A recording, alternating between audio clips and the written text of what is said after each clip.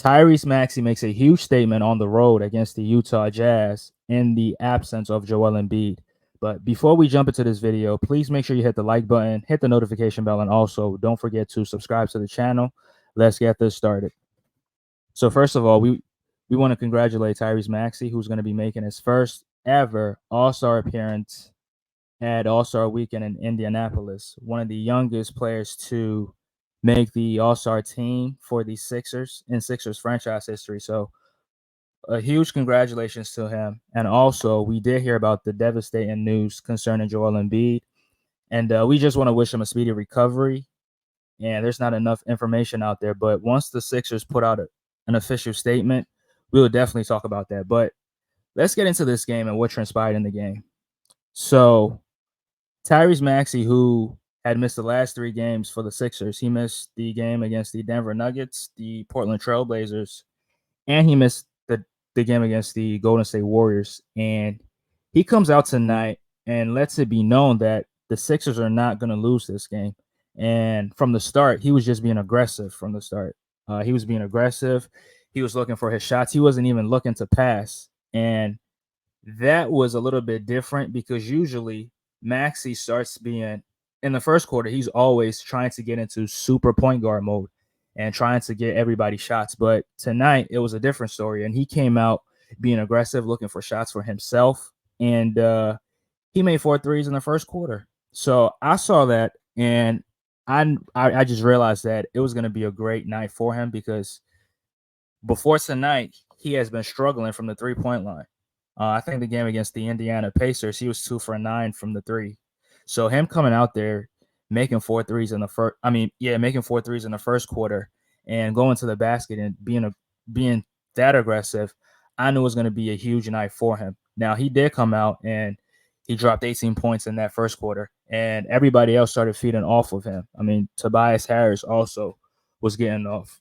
Daniel House was also getting off. He gave you 5 points in that first quarter. Now, Daniel House is not a player who you should play for extended minutes. Now, he only played 19 minutes in today's game because the Sixers are dealing with a lot of injuries. But like I said, he's not a player that you look to play a lot of minutes. And because if you play him a lot of minutes, he's going to make some boneheaded plays on the court. But in his minutes that he played in, defensively, he was solid. Now, he did get beat, did make a couple mistakes, but for the most part, he was solid, and he did get a block and a steal in the game, and he gave you 5 points in that first quarter. But in that first quarter, it was all Tyrese Maxey, and Tobias Harris also started getting off. Now, Tobias is going to have a very huge responsibility because he's going to be stepping out of the third option into the second option role because Joel's going to be out. So Maxey's filling in the void of the first option. So Tobias Harris is going to step in as the second option. Now, Tobias is going to have a lot of space to operate in because he usually plays on the box, plays in the painted area on the block. So with Embiid being out, that gives him a lot of space to operate. And that's his game. But if you play with Joel, you have to sacrifice that because those are the same areas that Embiid operates in. So Tobias was getting off now. Tobias was more a facilitator, more a distributor. And he was, anytime he had a chance to score, he would score. Anytime he had the mismatch, he would definitely take advantage of it. But he was being more of a distributor because Maxey was being more of a scorer. And that's what I love to see from Maxey. I just want him to come out there and be aggressive. And once you start being aggressive, it opens up the game for everybody else, and everybody else is able to feed off of your momentum. So I was just happy that he was able to get off like that, and he dropped 32 points in that first half. Now, Tobias Harris, offensively, I mean, he had 28 points. Now, that was people are gonna say it was a silent 28 points, but I mean, Maxey did explode for 51. And that was his career high. So that 51 points is definitely going to get overshadowed by that 28. But I mean, Tobias Harris coming out there, playing as great as he did, giving you 28 points and 7 assists and 5 rebounds with 0 turnovers. Now, Tobias was making some passes that I thought that I thought he can never make because I don't trust his decision making. I don't trust how he execute in terms of passing. I don't really trust that. But I mean, being that much aware and making some passes, like he made a pass to a cut in Kelly Oubre. I was like, wow, that was so great because Tobias usually doesn't make passes like that. But seeing him make those passes and getting 7 assists with 0 turnovers, that's so impressive. Now, can he sustain this for the long haul? It's yet to be seen. But another guy that I want to talk about is Kelly Oubre. Now, Kelly Oubre was solid defensively. He did get you two. He did get you 2 blocks and three steals in this game in particular. And one of his blocks was down the stretch, and it was very, very huge for the Sixers because the Sixers was down 3, and they needed to get a stop by any means. And I forgot, but it was a play.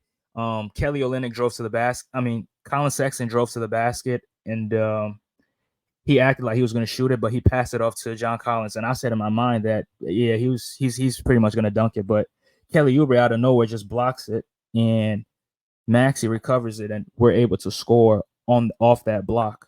So I was very happy that he was able to block that shot. So he was solid defensively. Now, offensively, I love the way that he was attacking the basket. Now, he did miss 2 dunks. Now, he got fouled on those, but they didn't call it. Now, the second one, they did call it, but they reviewed it, and they said Collins blocked the ball and marginal contact. I mean, these officials like making up rules on the spot. But I loved how he was attacking the basket. And in the second quarter, he missed a 3 so badly. But the one thing that I was happy to see was he didn't let that bother him. And he came out in the third quarter. I think probably in the third or in the fourth quarter, he had a wide open 3, and he didn't hesitate, and he let it fly. Now, when you get those wide open threes, in my opinion, I would say just shoot it, because if you don't shoot it, we don't know if you make it or miss it. And don't hesitate on those open looks. Just when you catch the ball, just let it go. And once he shot that, he made the first one, and then he made the second one, and then made the third one, and the game started opening up for him. Now, defensively, yeah, he did get you those 2 blocks and 3 steals, but I mean, he was getting cooked. I mean, he was getting blown by. Now, sometimes it happens, but my thing is, I don't want you to get beaten off the dribble just off of one dribble. Like, don't let somebody beat you off just one dribble. Like, it makes it look so easy, and it looks like you're not given some sort of resistance. But huge. But shout out to Kelly Oubre. I mean, he was very, very huge for the Sixers. He gave you 16 points. Yeah, was it 16 points? Yeah, he gave you 16 points, 4 rebounds, and 2 assists. And the Sixers needed every last bit of it, because if he didn't step up and knock down those threes, the Sixers probably don't win this game. Now, even though Tyrese Maxey had 51, he did have to have his teammates also go off for the Sixers to win this game. Now, Paul Reed, he didn't really have a good game shooting the ball. He was 3 for 9 from the field, but he was, in my opinion, I think he was solid defensively. Now, Markkanen is a problem on itself. You can't really stop him. And Kelly Olynyk was also giving them some sort of problems, because I mean, the Sixers are small. These guys are 7-footers, so the Sixers would definitely struggle with them. But Jaden Springer came off the bench, and I loved how he played defense. He was really bothering Jordan Clarkson, holding him 5 for 15 from the field. That's huge. And Clarkson was getting frustrated. He was barking at the refs because he thought he was getting fouled. But I mean, Jordan Clarkson was just being a pest, bothering him. I mean, making it very, very difficult for him. And I mean, if I hold Jordan Clarkson 5 for 15 from the field, in my mind, I did a very, very good job. But I mean, it wasn't only Jordan Clarkson. It was a team effort. I mean, Patrick Beverley picked him up on a couple possessions. Kelly Oubre picked him up on a couple possessions. Tobias Harris picked him up on a couple possessions. So it was a team effort. I'm not going to give all the credit to one player, because one player doesn't win a game. It's a team effort that wins games. But the Sixers needed every last bit of the production that each player gave out tonight. Now, the Utah Jazz's bench outplayed the Sixers bench, which it's not really surprising because the Sixers have a bottom five in terms of bench production. So it's not really surprising. But the last time the Sixers played the Utah Jazz, the Jazz killed them on the glass. Like it was something crazy. They had like 13 or 15 more rebounds than the Sixers did. But tonight the Jazz only had 3 more rebounds. Now, Paul Reed gave us 10 rebounds, which was great, but I don't see why Paul Reed can't get you a double double in a game like this. Because the Utah Jazz, their starting five, they don't really have a shot blocker out there. Now, their best shot blocker is a bench player, Walker Kessler, who comes off the bench. But in those starting lineups, they don't have any shot blockers. So I suggest he'd rather try to get more or a lot of his shots closer to the basket because he was trying to shoot those jumpers and those jumpers were not falling tonight. Now they were falling against Denver, but tonight they were just not falling for him. And it kind of bothered him to a certain extent. But there was a play I was really happy when I saw it. So he shot a three and he missed it so badly, but he got back on defense and was able to get a strip on somebody, and the Sixers were able to score off of that. So if you miss a shot, just get back on defense because you don't know what could happen. You might get a block, you might get a steal, you might force somebody to turn the ball over. There's a lot of great things that happens when you get back in transition. Don't worry about missing a shot because players, you're definitely you're gonna miss shots. You're not gonna make every shot you take. So not letting it bother him was very, very impressive to me. And the Sixers came out with this victory, and everybody, it was a team effort. Now, Maxey did start it, and everybody else fed off of it. I mean, big shout out to Patrick Beverly, big shout out to Jaden Springer, who I praised earlier with his defense on Jordan Clarkson. Mobamba was also getting you some blocks, and this is probably the most I've ever seen Mobamba give or show some level of emotion because usually he looks like he doesn't care on the court, but he shows some level of emotion. When he blocked, I forgot whose shot he blocked. He blocked like Colin Sexton or somebody at the basket.